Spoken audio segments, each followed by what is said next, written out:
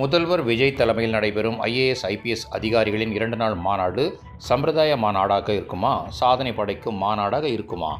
முன்னாள் அதிமுக அமைச்சர் ஆர்பி உதயகுமார் கேள்வி. தாய் தமிழ்நாட்டு மக்களுக்கு என் பணிவான சமர்ப்பணங்கள். பரபரப்பான இந்த சூழ்நிலையில மாண்புமிகு முதல்வர் விஜய் அவர்களுடைய தலைமையில மாவட்ட ஆட்சித்தலைவர்கள், ஐஏஎஸ் அதிகாரிகள், துறையினுடைய செயலாளர்கள், மாவட்ட காவல் கண்காணிப்பாளர்கள், ஐபிஎஸ் அதிகாரிகள், உயர் அலுவலர்கள் மாநாடு 2 நாள் நடைபெறுவதாக ஒரு மகிழ்ச்சிகரமான செய்தி வெளிவந்திருக்கிறது. இன்றைக்கு இன்னும் சற்று நேரத்திலே தொடங்க இருக்கிறது. இதனுடைய நோக்கம் என்ன? ஒரு நாட்டின் வளர்ச்சியை திட்டமிட வேண்டுமானால் முதலில் அந்த நாட்டின் உண்மை நிலையை அந்த நாட்டினுடைய ஆட்சியாளர்கள் அறிந்திருக்க வேண்டும். அந்த உண்மைகளை அறிவியல் முறையிலே அளவிட்டு புரிந்து கொள்வதற்கான வழியையும் ஆட்சியாளர்கள் தெரிந்து வைத்திருக்க வேண்டும். இப்போது இந்த மாநாட்டிலே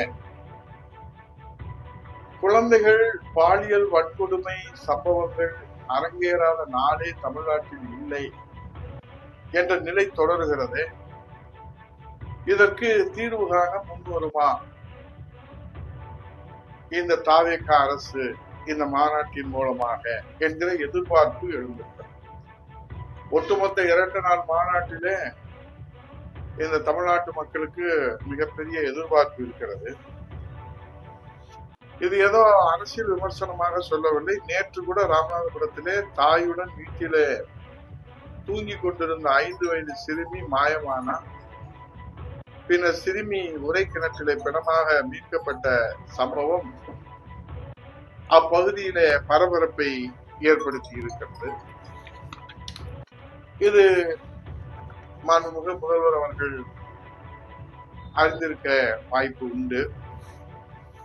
ஏனென்று சொன்னால் காலையிலே அனுப்பப்படும் கோப்புகளுக்கு மாலைக்குள் முதல்வர் விஜய் கையெழுத்திடுகிறார் என்கிற செய்தியும் வெளிவந்திருக்கிறது. போதைப் பொருள் இல்லாத தமிழகம் தீர்வு ஏற்படுமா?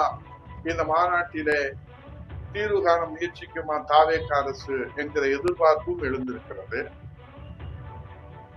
உதயகுமாருக்கு வேலையிலே எதையாவது சொல்லிக்கொண்டே இருப்பார் என்று கூட சில பேர்கள் எங்களை நையாண்டி செல்வது உண்டு.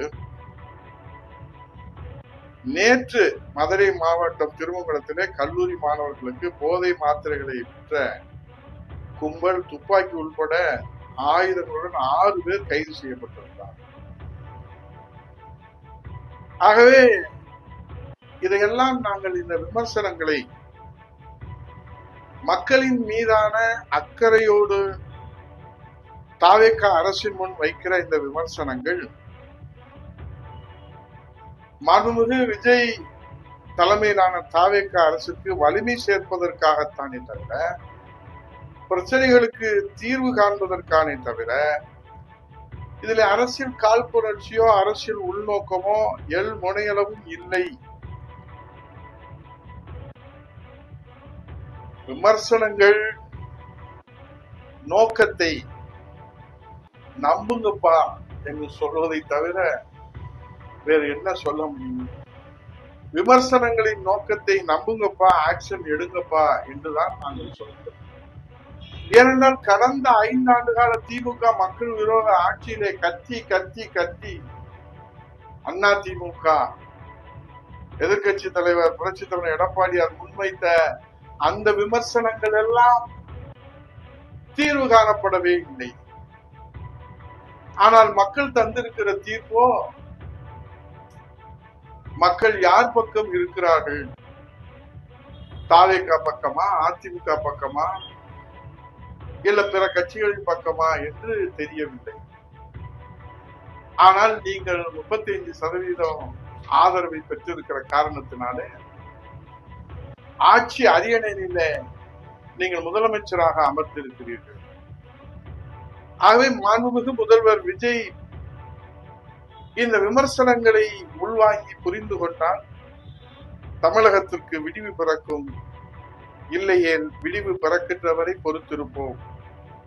காலம் கனியட்டும், நம் கவலைகள் யாவும் மறையட்டும் என்பதுதான் இந்த விமர்சனத்தின் நோக்கமே தவிர விமர்சனங்கள் வைப்பது விளம்பரத்துக்காக அல்ல என்பதை நாங்கள் தொடர்ந்து கடந்த கால ஆட்சியிலே விமர்சனங்களை கத்தி கத்தி சட்டமன்றத்திலும் மக்கள் மன்றத்திலும் நாங்கள் சொன்னபோது கூட எங்களை மக்கள் முழுமையாக ஆதரிக்கவில்லை என்றாலும் மக்கள் தீர்ப்பே மகேசன் தீர்ப்பு என்று தலைவணங்கி ஏற்றுக்கொண்டு ஆட்சியிலே இருந்தாலும் ஆட்சியிலே இல்லை விட்டாலும் அண்ணா திராவிட முன்னேற்ற கழகம் மக்கள் சேவையிலே முதன்மையான இயக்கமாக புரட்சி தமிழர் எடப்பாடியார் தலைமையிலே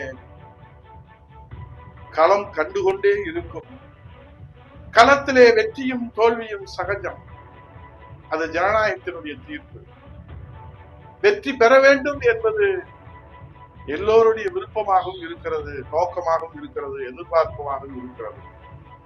ஆனாலும் தோல்வி வந்து விட்டால் துவண்டு விடாது அண்ணா திராவிட முன்னேற்ற கழகம் என்பதற்காகத்தான் ஆளுகிற அரசின் மீது 6 மாதம் ஆகவில்லை என்றாலும் மக்கள் மீது இருக்கிற அக்கறையின் காரணமாக தான் அண்ணா திராவிட முன்னேற்ற கழகம் இந்த விமர்சன கணைகளை கொடுக்கிறது. அரசியல் நோக்கங்களை புரிஞ்சுக்கங்கப்பா, ஆக்ஷன் எடுங்கப்பா, இந்த 2 நாள் மாநாட்டை ஆக்கப்பூர்வமா நடத்துங்கப்பா. நன்றி, வணக்கம்.